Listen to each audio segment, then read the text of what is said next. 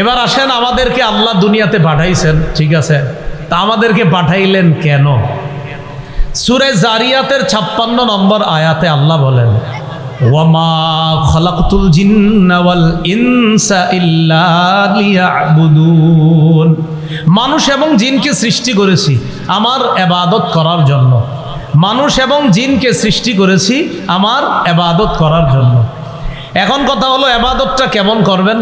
সূরা মুলকের 2 নম্বর আয়াতে আল্লাহ বলেন, আল্লাযী খালাকাল মাউতা ওয়াল হায়াতা লিয়াবলুয়াকুম আইয়ুকুম আহসানু আমালা। যিনি মৃত্যু জীবন সৃষ্টি করেছেন তোমাদেরকে পরীক্ষা করার জন্য। আইয়ুকুম আহসানু আমালা, তোমাদের মধ্যে কে অধিক উত্তম আমল করে, এই পরীক্ষা করার জন্য আল্লাহ জীবন মৃত্যু সৃষ্টি করেছেন। উত্তম আমলকারীর কি লাভ? সূরা কাহফের 30 নম্বর আয়াতে আল্লাহ বলেন, ইন্নাল্লাযীনা আমানু ওয়া আমিলুস সালিহাত ইন্না লা নুদিউ আজরা মান আহসানা আমালা।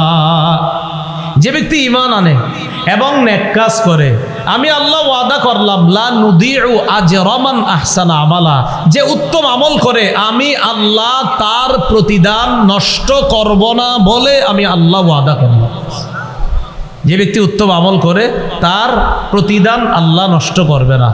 তাহলে আমাদেরকে বানাইছে ইবাদতের জন্য। কেমন ইবাদত? উত্তম ইবাদত। উত্তম ইবাদতের লাভ কি? এই ইবাদত আল্লাহ নষ্ট করবে না। প্রশ্ন হলো, ইবাদতটা কতদিন করবেন? 14 পারা 6 নম্বর পৃষ্ঠা সূরা হিজরের 99 নম্বর আয়াত, একদম শেষ আয়াতে আল্লাহ বলেন, ওয়া'বুদ রাব্বাকা হাত্তা ইয়াতিয়াকাল ইয়াকিন। মরণ আসা পর্যন্ত তুমি তোমার রবের ইবাদত করো। বলেন কি আশা? সবাই বলেন কি আসা পর্যন্ত? এইটা বলার জন্য লম্বা ভূমিকা টানলাম। কি আসার পর্যন্ত ইবাদত? মরণ। তাহলে মরণ আসা পর্যন্ত ইবাদতের সময়।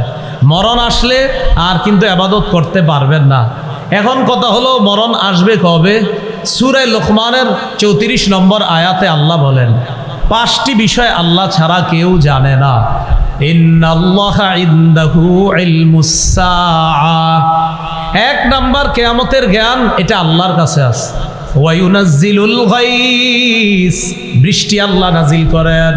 বৃষ্টি কখন কি পরিমাণ হবে এটা আল্লাহ জানেন। 3 নাম্বার, ওয়ায়ালামু মা ফিল আরহাম, মায়ের পেটে রেহেবের সন্তান ছেলে না মেয়ে, তার ভাগ্য কি হবে, সে বড় হলে কি হবে, সুন্দর হবে না কালো হবে, কতদিন বাঁচবে, কবে মরবে, সব জানেন কে? আলট্রাসোনোগ্রামে যেটা ধরা পড়ে এটা কিন্তু রূপ আসার পরে, রূপ আসার আগে না। রূপ আসার আগে এটা ছেলে হবে না মেয়ে হবে, এটা একমাত্র কে জানেন? আল্লাহ।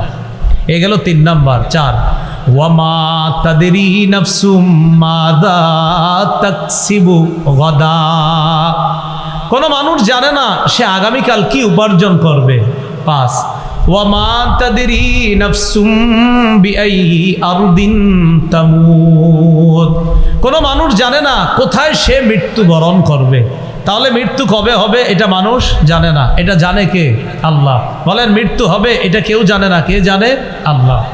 সূরা আলী ইমরানের 145 নম্বর আয়াতে আল্লাহ বলেন, ওয়ামা কানা লিনাফসিন আন তামুতা ইল্লা বিইজনিল্লাহি কিতাবাম মুআজ্জালা, কোনো মানুষের জন্য এটা উচিত না, কোনো মানুষের জন্য এটা শোভা পায় না, কোনো মানুষের পক্ষে এটা সম্ভব না যে সে আল্লাহর অনুমতি ছাড়া মারা যাবে, অর্থাৎ আল্লাহর হুকুম ছাড়া সে মৃত্যুবরণ করবে, এটা সম্ভব না।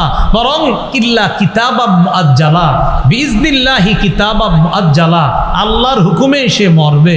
কিতাবাম মুআজ্জালা, কবে কোথায় মরবে এর একটা নির্ধারণ করা সময় আছে। তাহলে আমি আপনি কখন মারা যাব এটা জানেন কে? বলেন আল্লাহ। প্রত্যেকটা নফস মৃত্যুর স্বাদ গ্রহণ করবে। সূরা আনকাবুতের 57 নম্বর আয়াতে আল্লাহ বলেন, কুল্লু নাফসিন যায়িকাতুল মাউত, প্রত্যেকটা নফস মৃত্যুর স্বাদ গ্রহণ করবে।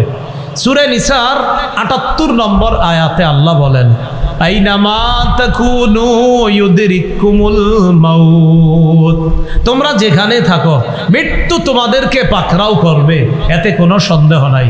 সূরা আহজাবের 16 নম্বর আয়াতে আল্লাহ বলেন, قل لن ينفعكم الفرار إن فررتم من الموت أو القتل। নবী আপনি বলেন মৃত্যু থেকে এবং হত্যা থেকে যতই পালিয়ে বেড়াও, এই পালানো তোমাদের কোনো কাজে আসবে না। মৃত্যু থেকে যতই পালিয়ে বেড়াও, এই পালিয়ে বেড়ানো তোমাদের কোনো কাজে আসবে না। মৃত্যু তোমাকে পাকড়াও করবে, এতে কোনো সন্দেহ নাই। সূরা আরাফের 34 নম্বর আয়াতে আল্লাহ বলেন, ওয়ালিকুল্লি উম্মাতিন আজাল ইযা জাআ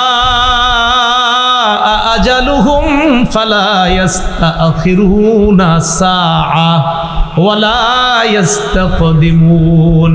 প্রত্যেকটা মানুষের মৃত্যুর সময় নির্ধারণ করা।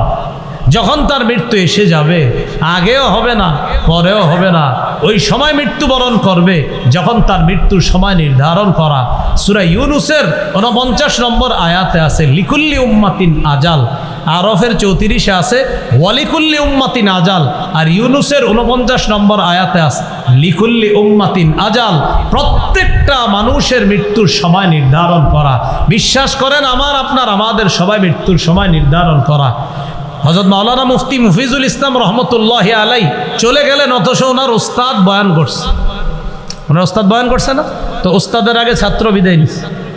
হ্যাঁ, এই জন্য ছাত্র আগে মরবে না ওস্তাদ আগে মরবে, বাবা আগে মরবে না সন্তান আগে মরবে, এটা জানে কে? আল্লাহ। কত বাবা সন্তানের লাশ কাঁধে নিয়েছে, কত বাবা এটা নিয়েছে। এটা বাবার জন্য কষ্ট, অনেক কষ্ট, আসলে কষ্ট।